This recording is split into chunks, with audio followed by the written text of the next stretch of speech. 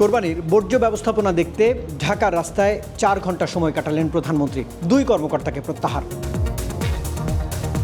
ঈদের দ্বিতীয় দিনেও চলছে চামড়া সংরক্ষণ। একদিকে তীব্র গরম ও লবণের বাড়তি দাম, অন্যদিকে সময় মতো চামড়া সংরক্ষণের অভাব। অনেক গুদামে চামড়া এখনো লবণ লাগানো হয়নি। 20 থেকে 25 ভাগ চামড়া নষ্টের আশঙ্কায় কি ভাবছেন এ খাতের ব্যবসায়ীরা?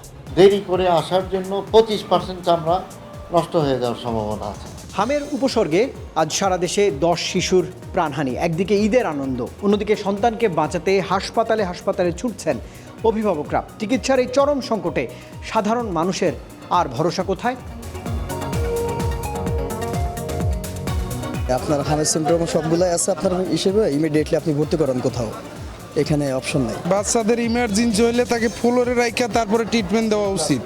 এখানে সিট নাই, এইটা নাই, ওইটা নাই, এটা তো উদাহরণ দিলে তো হবে না।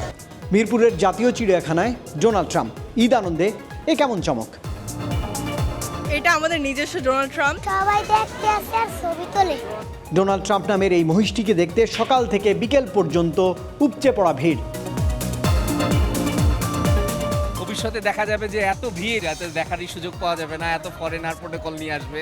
এই মহিষটি বাংলাদেশ জাতীয় চিড়িয়াখানায় আনা হয়েছে শুধু তাকে সংরক্ষণের জন্য। এসব খবরের বিস্তারিত নিয়ে রাত 11টায় দীপ্ত সংবাদে আপনাদের সঙ্গে রয়েছে আমি রুবায়েত হাসান। দীপ্ত সংবাদ, জনস্বার্থ সবার আগে।